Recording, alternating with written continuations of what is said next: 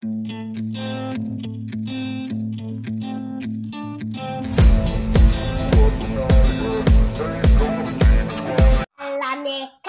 Alameka, Alameka.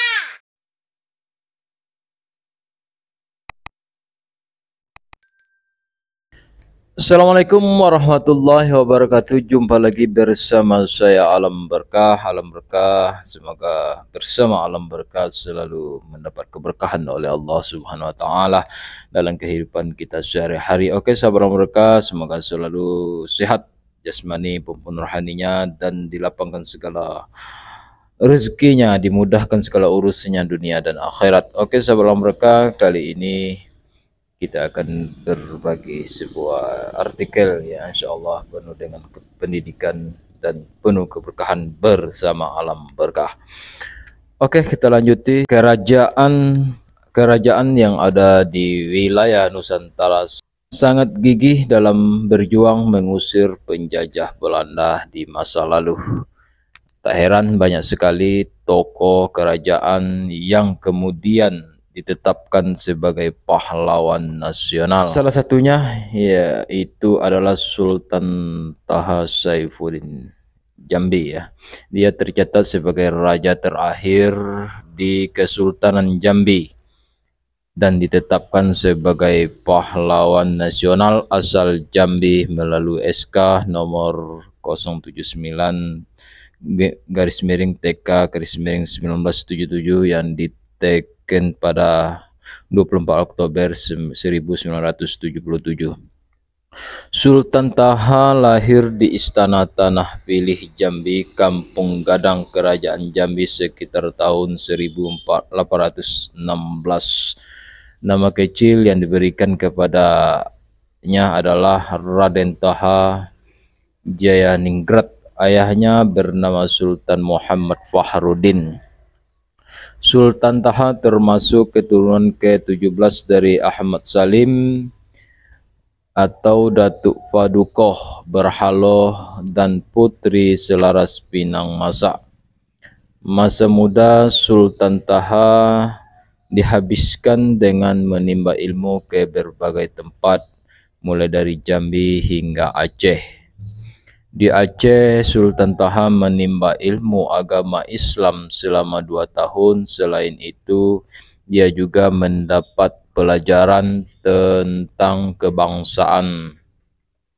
Pelajaran agama dan kebangsaan yang diperoleh dari Aceh itu yang kemudian menginspirasi Sultan Taha untuk melakukan perjuangan melawan penjajah Belanda.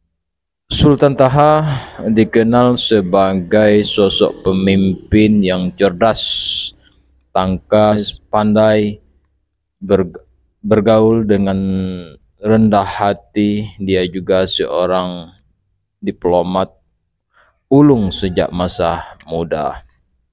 Tepatnya saat berusia 21 tahun, Sultan Taha mendapatkan tugas untuk memperkuat hubungan dagang Kesultanan Jambi dengan Malaysia, Singapura, dan petani.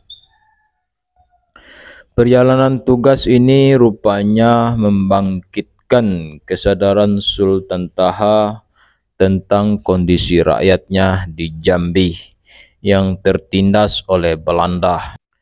Sultan Taha bertekad akan memperbaiki taraf hidup rakyatnya, di samping juga menghilangkan masalah utama rakyat Jambi, yaitu keberadaan Belanda. Pada tahun 1841, Sultan Taha diangkat sebagai Pangeran Ratu atau Perdana Menteri, menyusul meninggalnya sang ayah dan naik tahta sang paman. Posisi baru ini dimanfaatkan oleh Sultan Taha untuk memulai misinya, yaitu membantu rakyat agar mencapai taraf hidup yang lebih tinggi. Sultan Taha memulai misinya dengan memberantas buta huruf di kalangan rakyat. Sidang Dewan Menteri yang dipimpin mengamanatkan agar seluruh rakyat bisa baca tulis huruf Al-Quran. Tak hanya soal pendidikan, Sultan Taha juga memperhatikan masalah ekonomi. Hal ini dilakukan dengan memperluas pertanian dan perkebunan di Jambi. Pada tahun 1855, Sultan Taha akhirnya naik tahta sebagai Raja Kesultanan Jambi. Jabatan tersebut memungkinkan untuk melakukan perbaikan yang lebih banyak lagi.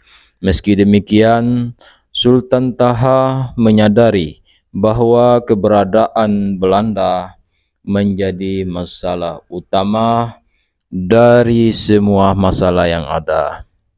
Untuk itu, Sultan Taha lantas memimpin perlawanan rakyat Jambi dalam sebuah pertempuran sengit di Muaro Kumpeh pada tahun 1858. Sejak saat itu, perjuangan Sultan Taha dalam mengusir Belanda terus berlanjut hingga tahun 1904. Dalam menjalankan misinya ini, Sultan Taha mendapat dukungan penuh dari rakyatnya. Sultan bahkan bersumpah di hadapan rakyat yang demikian dikenal dengan Sumpah Seti Setia. Perlawanan yang dilancarkan Sultan Taha sangat merepotkan Belanda yang kemudian melakukan penyelidikan untuk mencari titik lemah Sultan Taha. Penyelidikan untuk mencari titik lemah Sultan Taha dipimpin oleh Snap Horgrenje.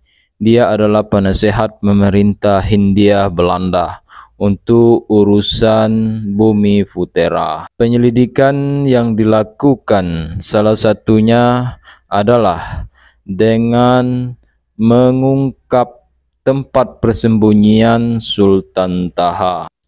Upaya itu membuahkan hasil. Belanda akhirnya mengetahui tempat Sultan Taha bersembunyi, yaitu di Sungai Aro. Belanda pun melancarkan serangan mendadak ke tempat persembunyian tersebut. Pasukan terkejut berusaha menyelamatkan diri ke hilir Sungai Aro. Namun Sultan Taha sudah tidak bersama pasukan saat menyelamatkan diri. Rupanya Sultan Taha gugur dalam serangan mendadak tersebut. Sultan Taha dinyatakan gugur di desa Betung Berdarah pada 26 April 1904. Lokasi gugur Sultan Taha itu kini masuk ke dalam wilayah Kecamatan Tebo Ilir, Kabupaten Tebo, Jambi. Oke, inilah salah satu sejarah kesultanan, yaitu Raja Kota Jambi, yaitu yang dikenal yaitu Sultan Taha Saifuddin Jambi, yang mana yang diabadikan yaitu menjadi bendera airport, yaitu Sultan Taha di Kota Jambi.